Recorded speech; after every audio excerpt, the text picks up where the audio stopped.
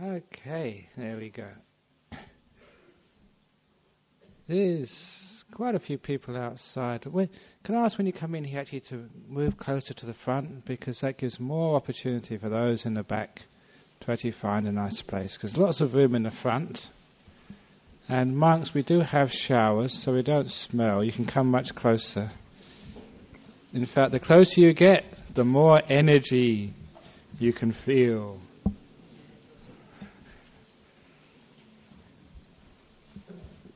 I learned from our young president that the people in the front, it's called like the mosh pit. Is that right? So these are the people in the mosh pit at the front. Moshies.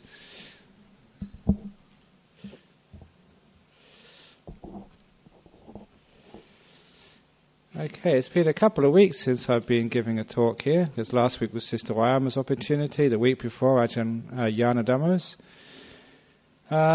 But I still always get these requests over the fax machine, letters or emails to give talks on certain subjects. And the request which I've got this evening is to give a talk on loneliness. And again, I love being able to give talks on such subjects and be able to weave the ideas of Buddhism and of meditation around these themes, to really allow people to understand not only just what Buddhism is and what meditation teaches, but also how it applies to some problems which we face from time to time in the world. Because loneliness is a problem for many people. For some people it's a chronic problem. A problem of loneliness which creates an enormous amount of suffering, angst, even suicide in their lives. And I think for everybody there will become a time when you're by yourself and you may fall prey to that sickness we call loneliness. So I'm going to talk about loneliness tonight, what it actually is, why it's a problem, and obviously how we can actually surmount that problem to transcend it and even be able to celebrate and enjoy loneliness. And I suppose that as a monk I am quite qualified to talk about loneliness, because being a monk you spend a lot of time in solitude.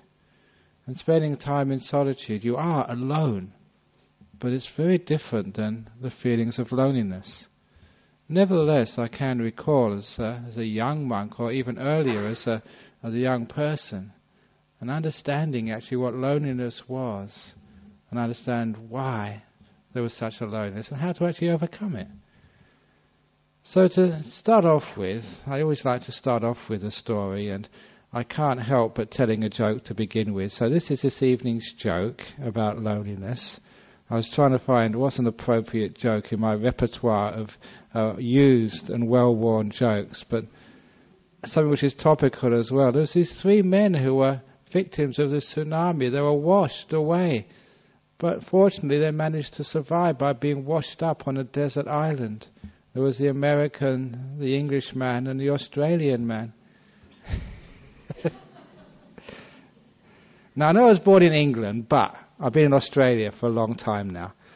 So but anyway, it was 3 or 4 months, and people had stopped searching for tsunami survivors, so they were in big trouble on this desert island. There was plenty to eat and lots to drink, but they were getting terribly lonely. And one day, a bottle washed up on the beach. And of course, if you're in such a situation and you've read other people's jokes, you know you should rub that bottle because there might be a genie in it. And it was a genie, otherwise there would be no joke. And the genie came out, and according to tradition, which is well known in all religions, the genies can only give you three wishes. And so the genie said, there's 3 of you, so that's 1 wish each. What would it be?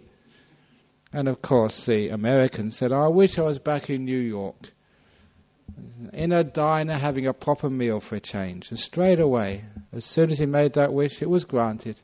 He disappeared from the island, and he was in a diner in New York having a nice big hamburger. Oh, he was just so happy. And they asked the Englishman, said, what was your wish? And he said, I wish I was in a pub, a nice English pub in front of a pint of beer. And as soon as he made that wish, it was granted. There he was in the nice one of these old country pubs in England, in front of a nice warm pint of beer. Oh, he was in heaven. And they asked the Australian, what do you want? And he said, well, maybe I should be at the footy match, or no, maybe I should be at the Buddhist Society on a Friday night. And he said, I can't make up my mind. I wish my two friends were back here to help me decide.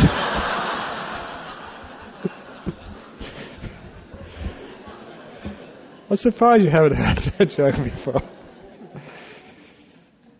Now we're getting serious about loneliness. Because it happens to us from time to time that people are lonely, but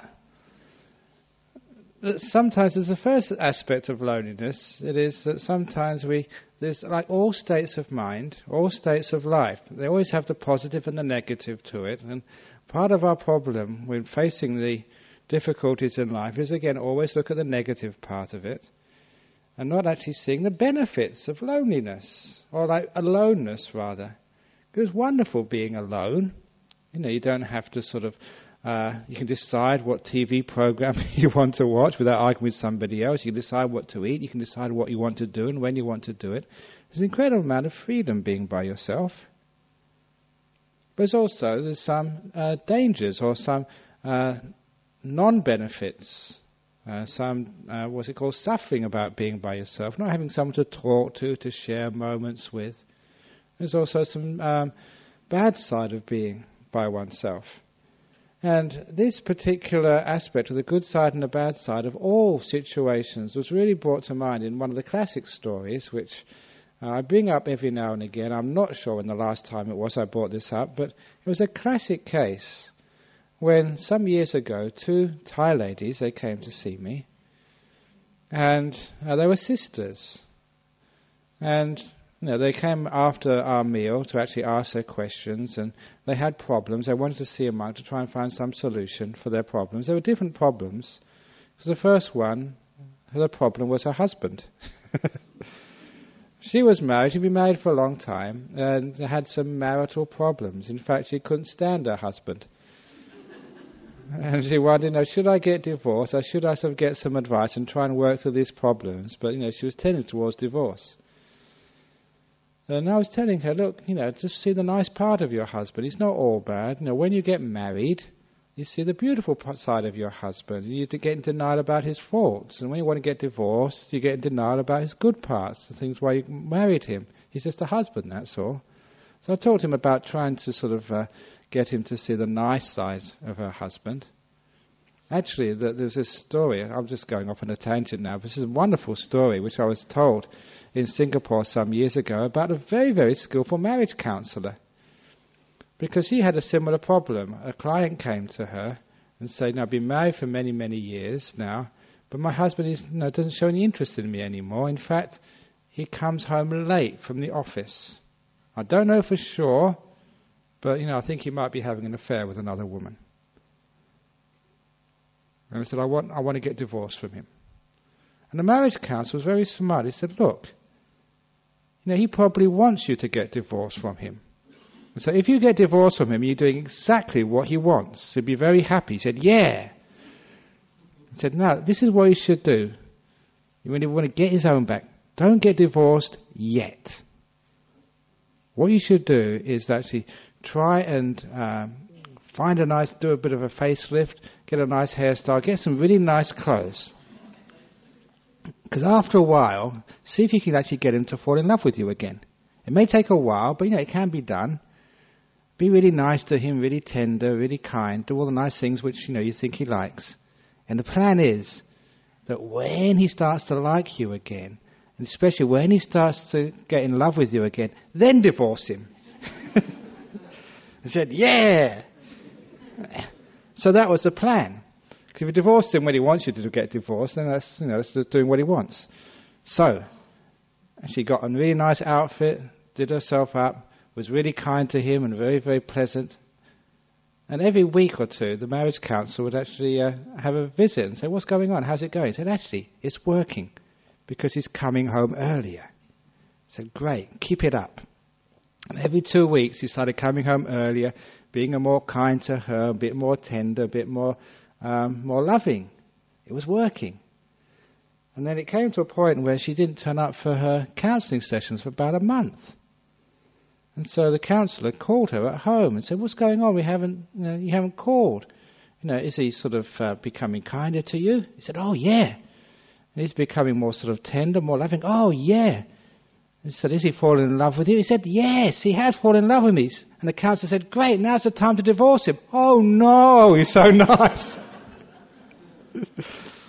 And that was a big plan in the long run, actually, to get that man sort of back in line by being kind to them.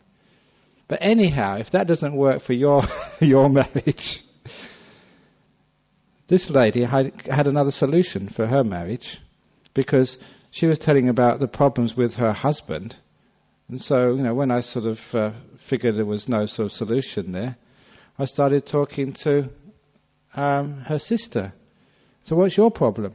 And her problem, that she was single. She couldn't find a partner. And when I suggested the obvious solution, they weren't interested. It's obvious. You've got a husband you don't want. She wants a husband. Swap. It's logical. But the deepest part of that story was that, and I told them afterwards, I talked to the wife. I said, "You've got what we call like wife suffering, relationship suffering. And you think if you can get rid of that husband, that you'll have no suffering anymore. But if you get rid of your husband, you'll have the suffering which your sister has, which you call single person suffering. It's a completely different type of suffering, but you got rid of the relationship suffering, now you've got single person suffering. And you who are single, if you go and find a nice partner, you won't have your single person suffering anymore. You will have married person suffering." So what you're really doing is just changing one type of suffering for another. And this is actually with loneliness or aloneness. Sometimes we look at aloneness, being by ourselves. Sure, there's a lot of suffering, which is there being by alone, being by yourself. But if you get another partner or a friend or someone else to be with you, it's not that the problem disappears. It just changes its shape and changes its form. Instead of having lonely suffering, you have being with others suffering instead. So know that, and know that with all situations in our life, there's never any perfection there in the sense it's always happiness, always wonderful. You're just changing one particular type of problem for another problem. The problem of loneliness is changed to being a problem, being in society, being with others, of socializing. And I think that we should all remember that. Because then, instead of thinking that this is a problem, everything will be okay once I find a friend, a partner, once I could join a club, that's not true. Other problems come in their stead. So because of that people say, well, what's the point? Okay, now I'm by myself, now I'm with other people, now I'm by myself again. Is there some sort of way out of all this? And of course there is a way out of this.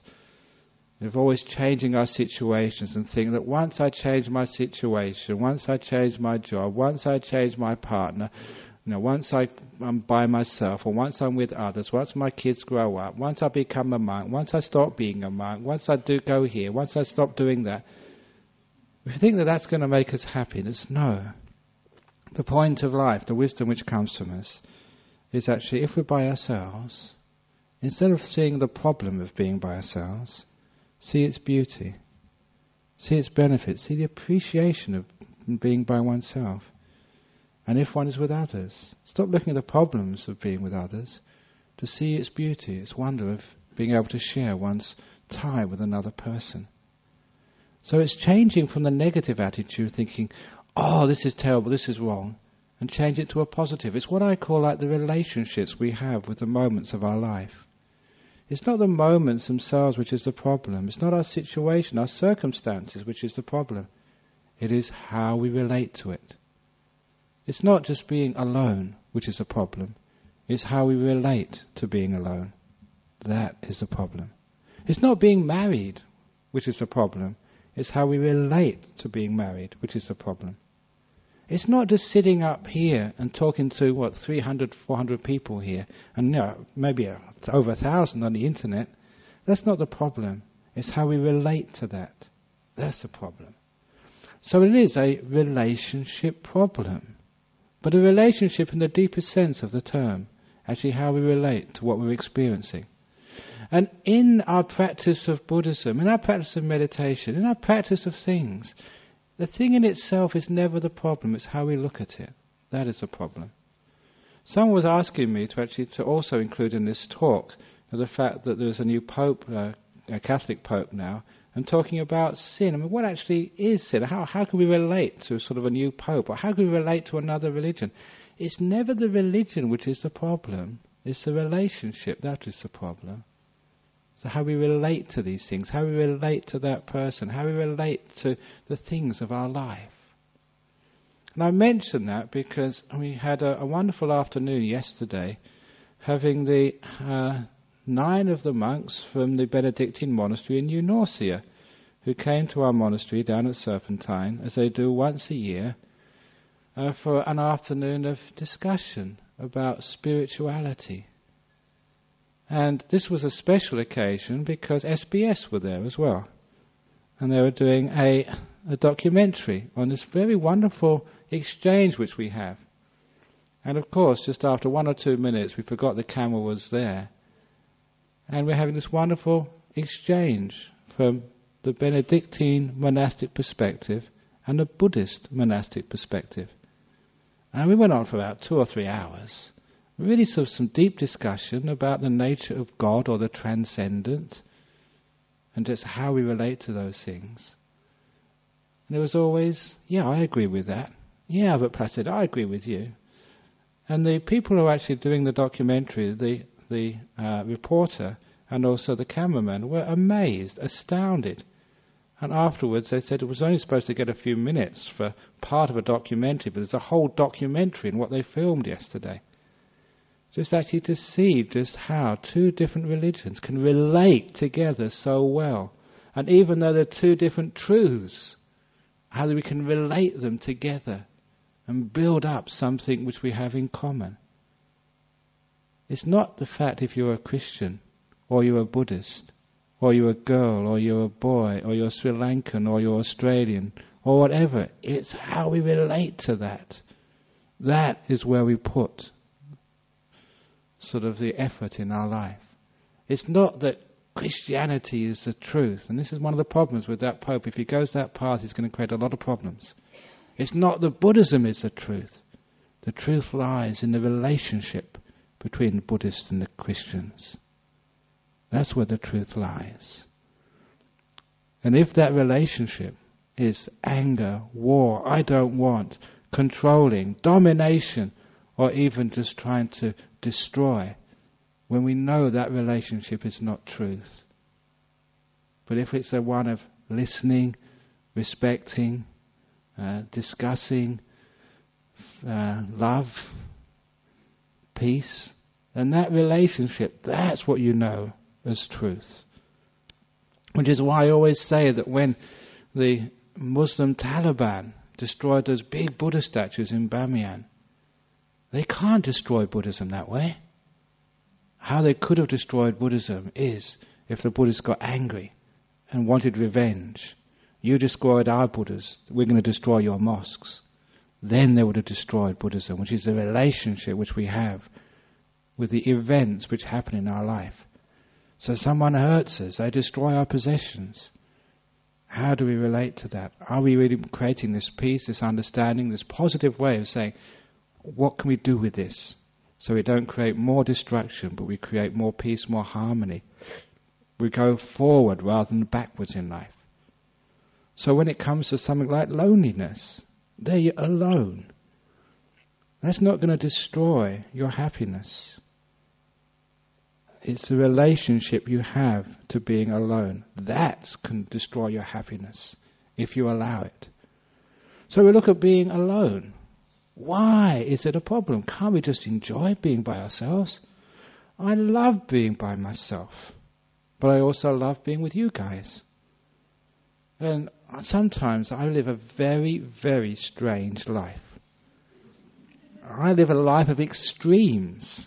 Because many of you know, it was 2 or 3 years ago, that I spent 6 months in absolute solitude, where I never even saw another human being for 6 months, let alone talk to them. I saw a few kangaroos and snakes and all these other little animals, but not human beings. And that's for 6 months. And it was only a few weeks ago when I was in Colombo. That's why I was giving a talk in the middle of this crowd of 10,000. Now that's extremes. One moment, sort of 10,000 people are looking at you, and a few years before, no one even knew I was there. Completely disappeared. Now, in both situations, it wasn't 6 months of solitude which was a problem or difficulty at all. It's how I related to that. That which was between me and that experience. It's the same when you're talking to 10,000 people. It's what's between you and those people. That's what you focused on. When you actually look what's between us, here we let go of this sense of self and them. Me and you. Or when you're by yourself, it's me and nobody. This is that what's in between is where the problems lie. So it didn't really matter what I was experiencing. It always became a matter of how am I experiencing that? What am I doing about it? How am I relating to this? And when you understand that's the reason why we can get into suffering, or that's the reason why we can get free of suffering, so many opportunities come into place of how to deal with those many occasions in your life where no one else is going to be around. When I say with places where no one else can be around, sometimes you may be sitting here in this hall of 300, 400 people, but still feel very alone. Still be inside of yourself and relating to this experience as being alone. Sometimes, as you know, loneliness is in a whole crowd of people. Sometimes you feel that. Sometimes loneliness, it can be just in your own room or in your own home when no one else is around. That can be there as well. So sometimes you can't detect loneliness. People can be with others, but still be very, very lonely. Which is why it does happen, and it's such a tragedy when you do find people committing suicide, and they are so lonely, and you wonder why. We've got a family, we talk together, we meet together, we go out together, but they are lonely. It's how they're relating to those times in their life when no one else is around. And they are the majority of your time in this world. This was one of the sayings, I think of the Buddha, but certainly I remember my teacher Ajahn Brahm used to say this a lot. He said, you're born alone. You die alone. And much of the time you spend in between is alone. I remember that saying because one of my friends, who was the abbot of the monastery in New Zealand, he told me he went back to his mother in Canada, and when he was talking about Buddhism to her, he said, I was born alone.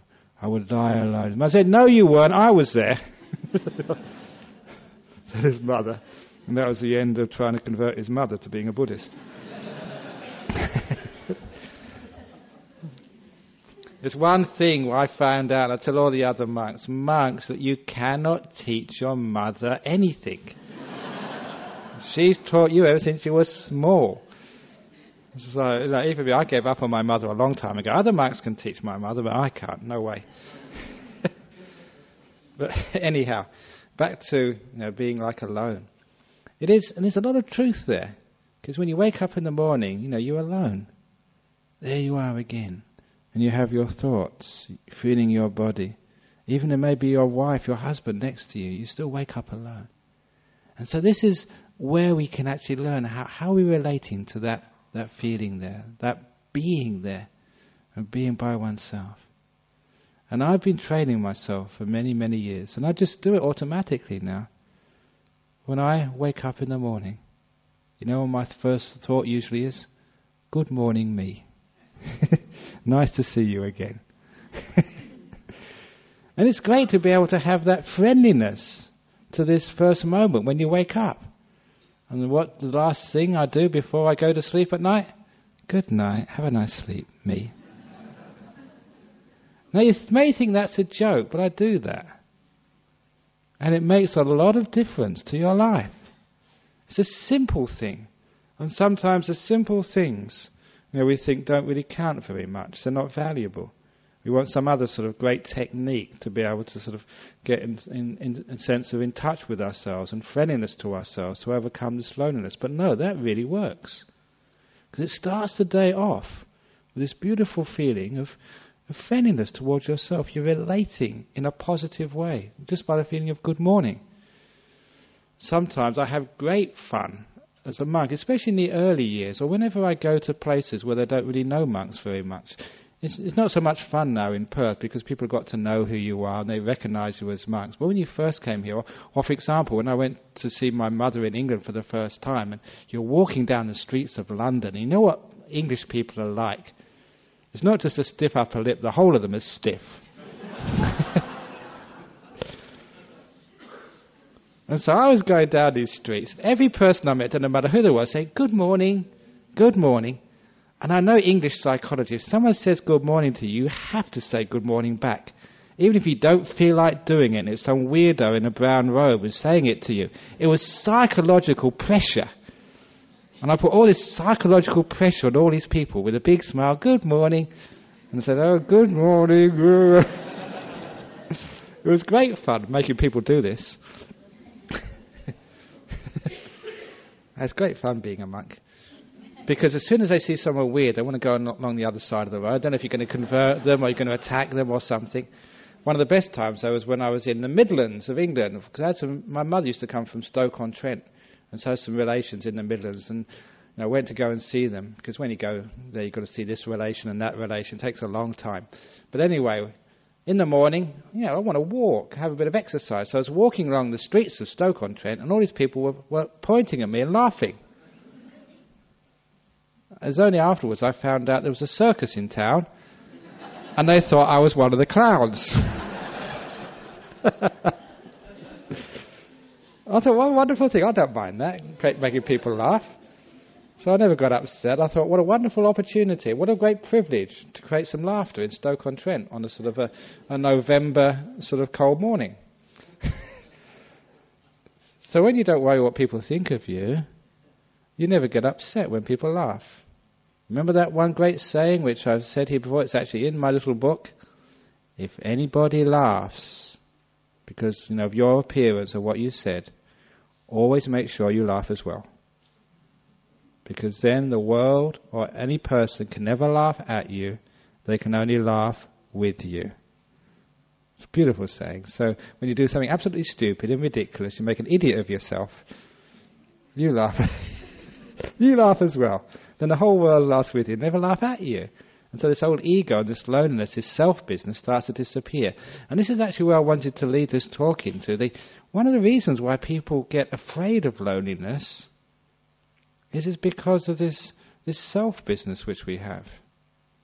Because we have this thing called an identity. And it's very often loneliness is an identity crisis. When we're by ourselves, we don't know who we are and what we're supposed to do and how we relate to life in itself.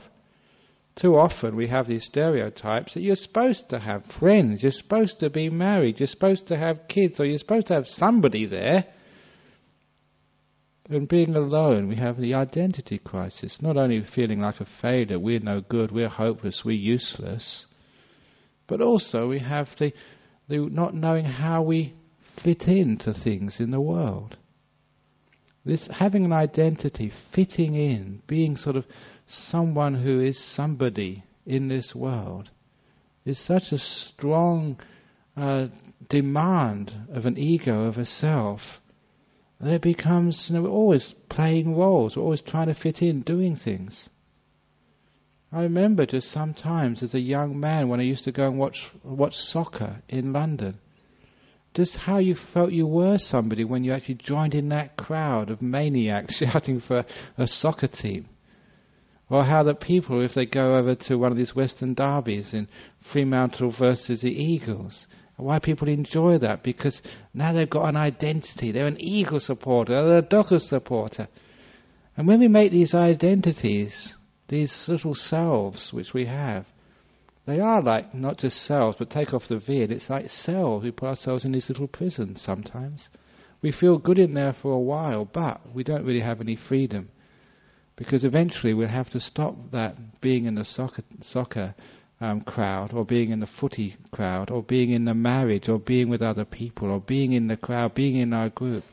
We can't stay in that forever. And when we are out of that little, what is it called, identification matrix, then we feel lost. We don't know who we are, what we mean. It is an identity crisis.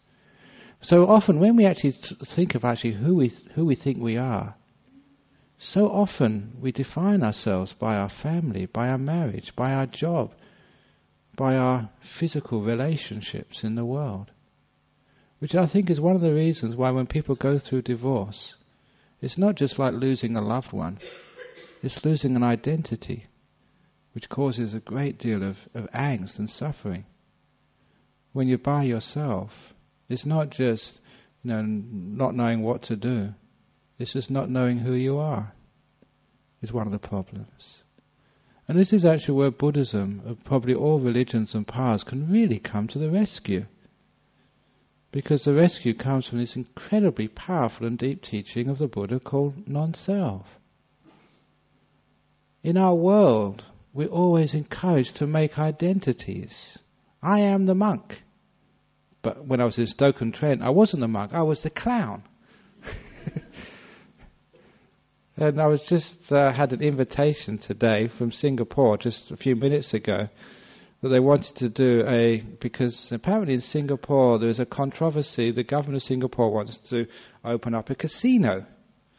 And the different religions are actually, some are fighting it, some are questioning it, some are supporting it. I don't know what's happening over there. But they said they wanted actually to get me to go over there. During the Rains retreat, I had to refuse. And they wanted actually to me not to give a talk, but take part in a play, in a skit, in a comedy routine.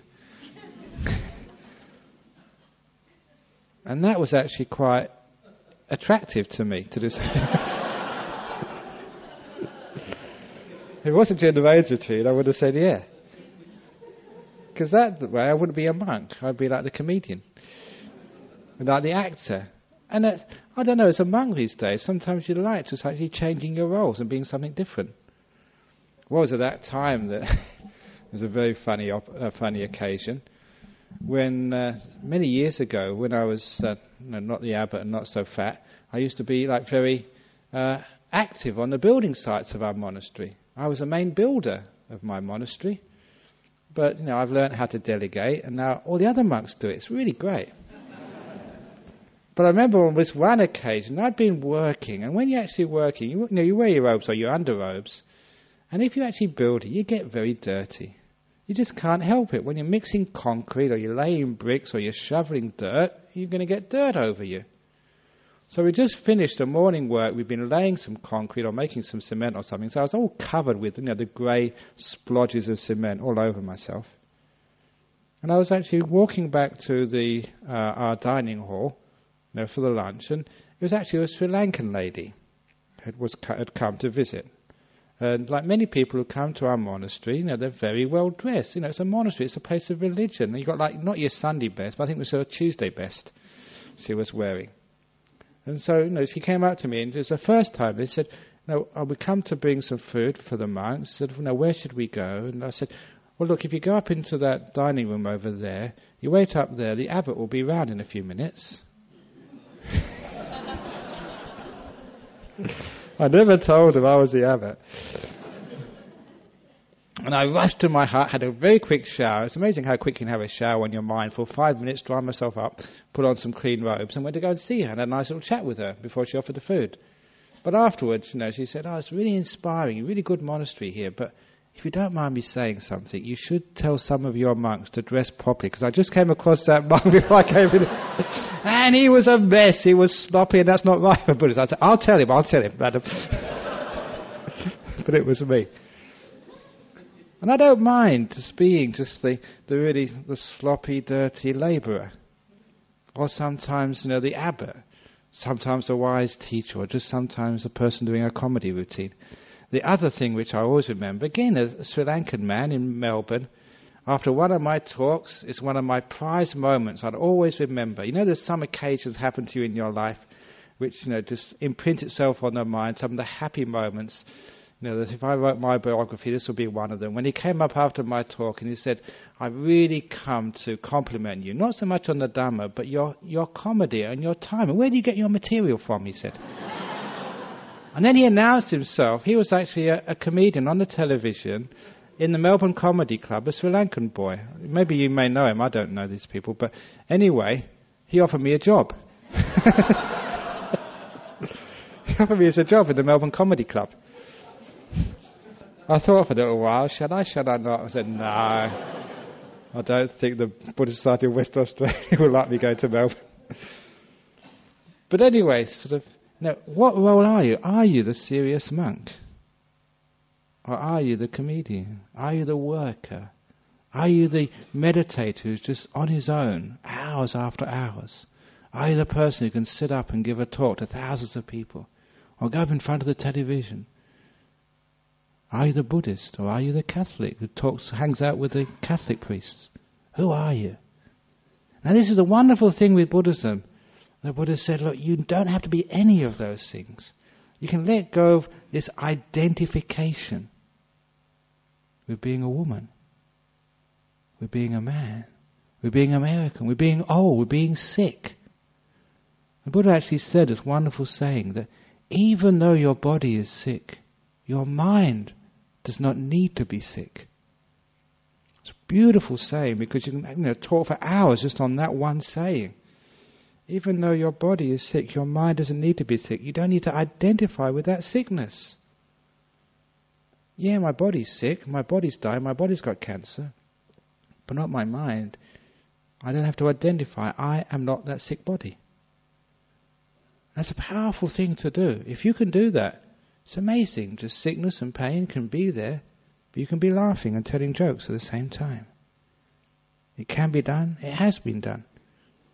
To show my ecumenical spirit, one of my favourite people, St. Lawrence. The reason why he's one of my favourite people, because when he was being burnt on the stake, I think it was actually burnt on sort of this iron grid or something. It's like being barbecued, literally. Because I'm very fortunate these days because I say some sort of controversial things, but we don't have such punishments anymore. Otherwise, I'm sure that would happen to me. But he was actually said something really radical, a joke which nobody got or something, and he was being given the final punishment. But the great thing about this fellow is a Catholic, a monk, St. Lawrence, was his final words. Now, you've all probably experienced like the pain of being burnt. Just your fingers. You may have sort of burnt your fingers. I was told actually the pain of burning is actually one of the worst possible pains a human being experiences. Burn pains are terribly painful. And here was a man being burnt alive. Charred, burning raw, and his last words were, "Turn me over, this side's done." He cracked a joke. And I thought, wow, I wish I could do that. You see that he was really in great pain, but he could actually transcend that and say, no, that's the world. I don't need to relate to it in that way. I can't do anything about it. And I always like the compassion, because he probably saw all those people watching him being burnt alive. It's not a pleasant thing. They're probably all miserable. He decided to cheer them up. Not thinking of himself or even of his body, but transcending it. That can be done. It has been done. You can do it as well. So if we can actually do that, surely we can actually transcend loneliness. And how we do it is say, it's not me who's lonely. It's just there's no one there, that's all. But I am never lonely. The reason is, there's always somebody there. And who's that? You are always here. How could you be lonely when you are your best friend? Or is it because you are your worst enemy? Now this is again where we get into some very deep ideas of what loneliness is all about. Sometimes people hide from themselves in their relationships with others. Sometimes people hide from themselves by going and running around and doing things and making themselves busy. What are they doing all this for? Sometimes I really wonder. People work so hard. Why do you work so hard? To get a bigger house, that's why. Many people, they got a nice house. They think, well, you can retire now, put a bit of money aside. You can retire. I said, no, I've got to get a bigger house. Investment, they say. Or they get another house, a second house, another one to worry about. Investment, they say. How big a house do you need? You know the answer to that question? A house which is made of wood, 6 foot long, 2 foot wide, maybe 1 foot high.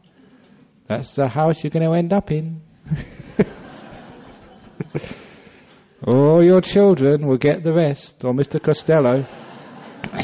So why are you working so hard for Mr. Costello for? But the thing is that the reason why people work so hard, a lot of time is because they're running away. They don't know how to be still. They don't know how to be peaceful. What are they running away from? They're running away from themselves a lot of the time. Sometimes people say, you monks, you're just into escape. You're escaping from the real world. I say, no. We're actually facing the real world. We're facing ourselves.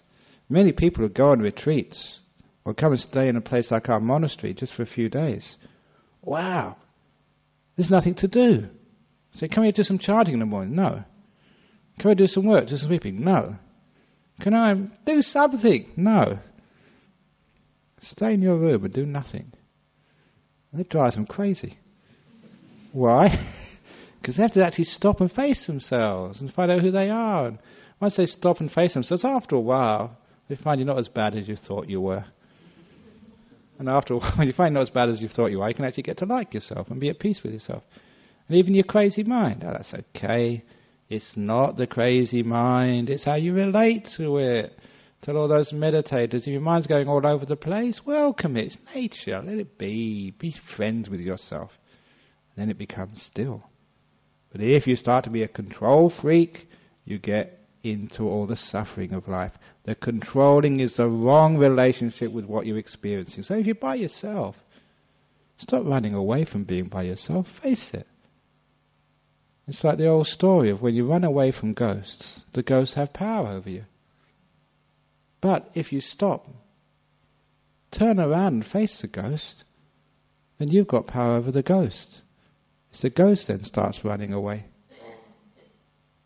I've told that story before, but in the early life as a monk, when I used to go and scare the ghosts in our monastery in in Thailand. I already told that story, so I don't mind telling it again. Because our monastery in Thailand is full of ghosts. Absolutely chock-a-block. Because they've been burning bodies there for years and years and years and years. And they hang out there. So when I went round to go and see them, and I went to go and say hello, literally. And they went, ah! You can see us? I said, yeah, sure. Ah! They started running away. They showed me that. I said, ghosts, if they think they got power, that you can't see them. Of course, they've got a little power over you. You can mess around, but if you can see them, they get afraid. You've got more power than they have. So when you actually face the ghost, this is almost like a metaphor as well. If you face your fear of fear or loneliness, you face it instead of running away from it. What is this? And actually, you find it's not such a big deal. Then loneliness will be afraid of you. When loneliness is afraid of you, it's not loneliness anymore. It's this beauty of being by oneself. It's like a oneness. Lonely. You take the Y off the end. You take the L, the hell out of it. 2 hells, one at the beginning, one at the end. And you've got this beautiful oneness in the middle. So lonely becomes like oneness. And isn't that the goal of so many religious paths, to come to oneness, the unity, the non-duality of existence? And there you can have it, in the beautiful silence and oneness of this moment. Well, it's not 2 people anymore. It's not 10, it's not 100, it's not 1,000. Just this beautiful oneness. There you get a unity. Isn't that spiritually uplifting?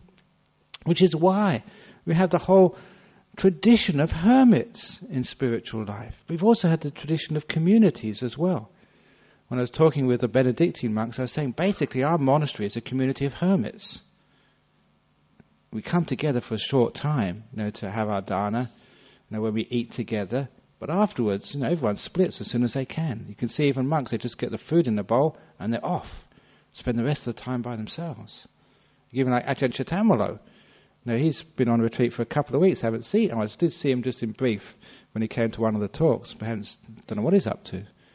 He's disappeared for all this time. It's great. This is what monks do. They just vanish. They disappear into the great void of our monastery. I think, what do they do that for? Because in that disappearance, you go even further than just being at one. Remember, lonely, you take the Y off the end, no questions, take the hell out of it on both ends, and you get one. And the next stage is to add the N in front. None. This is actually the path. The path of religion. Sometimes you notice that they say in ancient times it was like polytheism, like many, many gods. And then we move to the one single God, the oneness of things. And then Buddhism went further and went to the noneness of things. Which I thought is great. You can't go further than nothing. That's the infinite. That's the end. And this is what happens when you're sort of by yourself. First of all, there's you there. But to overcome that loneliness deeply, you disappear. And when you can disappear in that oneness, it's not lonely anymore. There's nothing left. And how does that oneness disappear?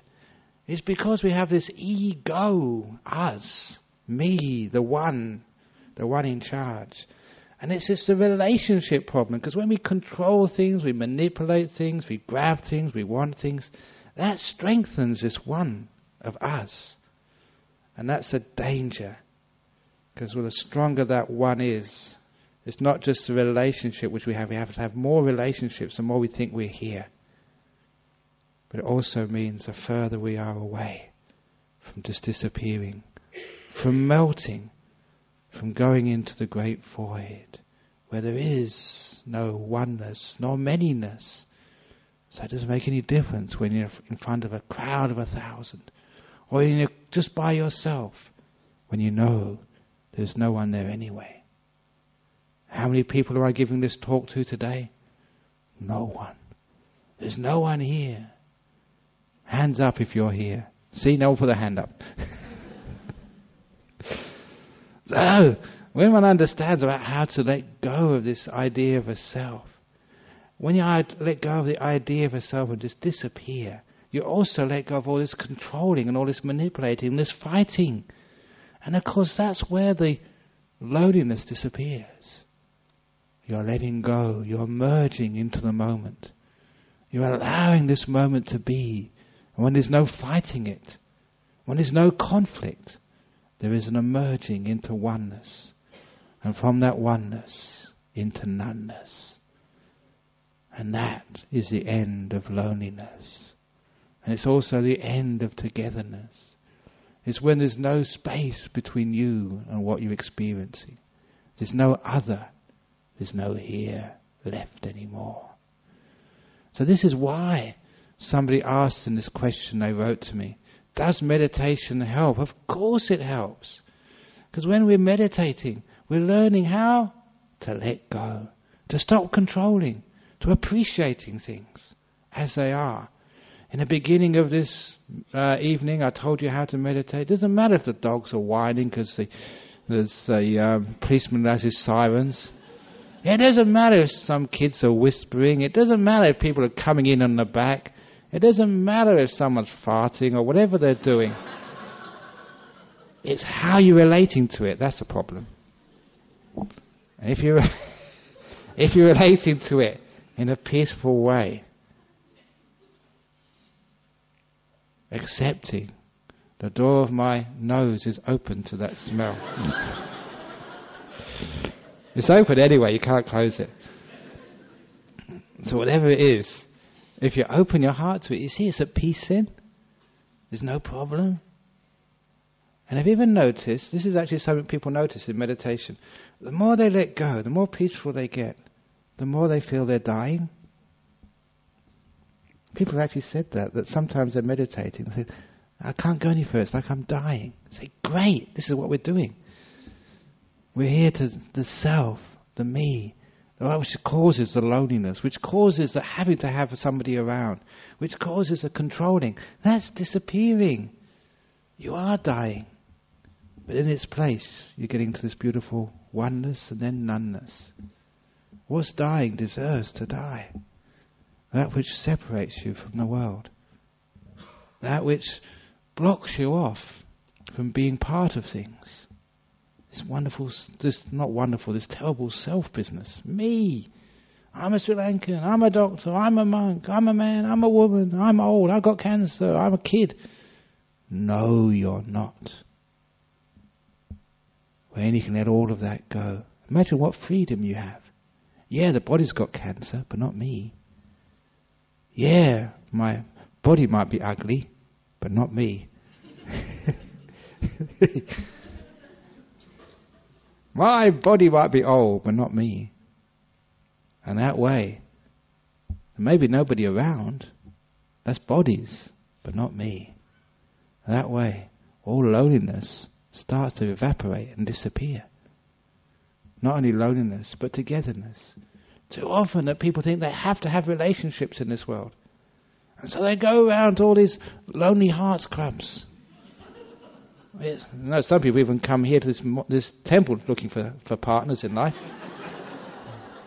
They do. But this is not the be-all and end-all of life. It's not the relationship with another person. It's not being alone. It's not the problem. It's how we relate to these things. And if we relate to them in a wise way, in this beautiful meditative way, we let go, we learn. We can relate to anything in meditation. That's why people can have a great pain in their body. They just relate to it in a beautiful way, and it's just there. It's just so peaceful. They have this great noise. Many years ago, it's been a long time since I did this, that we had this, it was like a demonstration sort of something about the political situation in Burma many years ago. I think it was just when Aung San Suu Kyi first got arrested. And some of the Burmese Buddhist community, we had this little demonstration outside the Uniting Church opposite Hay Street Mall. I think it must have been Barrack Street. Is it Barrack Street? But it's just opposite anyway. And so when we got there, the demonstration was just meditating. So we're meditating there for 2 hours on the pavement. In all the noise of the Hay Street Mall. With this video, no, it's a game shop or some... Well, they had those was it Time Zone or something? Opposite, with all this noise blaring out. Now, if you think those dogs were a problem, imagine meditating opposite Time Zone. And it was a wonderful meditation. It said, this is going to test me out. Sort of, can you meditate in such a noisy place? And of course, how do you do that? You stop fighting. You don't stop thinking, oh, I wish they'd shut down this noise. Can't we complain to the council about this noise? Or can't someone get me some earmuffs or some earplugs or something? That's not the way you get peace in Hay Street Mall. The only way is to leave it alone. Let it be. It's how you relate to the noise, that's the problem. Or as Ajahn Brahm famously said, and again you could have another 2 or 3 talks on just this saying, when we complained about the noisy villagers, because every now and again they would have a party, and when they had a party, it was a big one. Really noisy. They got the most modern amplifiers and turned them up to max. So even when you're supposed to be in a forest monastery, in these little huts, you could hear the noise as if it was right inside your room with a ghetto blaster. And so, of course, there's no way those villagers will listen to us. But with our teacher, Ajahn Brahm, surely they'd listen to him. So he went to complain to Ajahn Brahm. He said, look, they won't listen to us. And they've been doing this not just, once every couple of months. It's become popular once every couple of weeks now. Can you please tell these villagers to turn it down? The noise is disturbing us. And the great master Ajahn Chah, just one sentence just makes just the whole difference in your whole of your life. He said, it's not the noise disturbing you. You are disturbing the noise. Understand? It's not the loneliness disturbing you. You are disturbing the loneliness. That is the problem. It's not the cancer disturbing you. You are disturbing the cancer. Wow. When you understand that, you understand how you can be free. You can't control the villages. You can't control this body with its illnesses. You can't control your life, thinking I can have some people around all the time and sometimes I can get rid of them. I've given up trying to control people a long time ago. I can't even control my monks. They know that. So when you stop controlling things, you're not disturbing life. Therefore life doesn't disturb you. There you find freedom. So the problem of loneliness is solved right there. The same way we solve the problems in meditation. We're sitting there, we don't disturb this moment. When we don't disturb this moment in meditation, we leave it alone. It's incredible just how still, how peaceful, how blissful you get.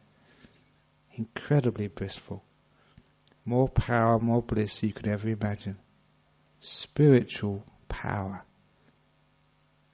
It becomes a lesson for you, an object lesson into how to find freedom to peace and harmony.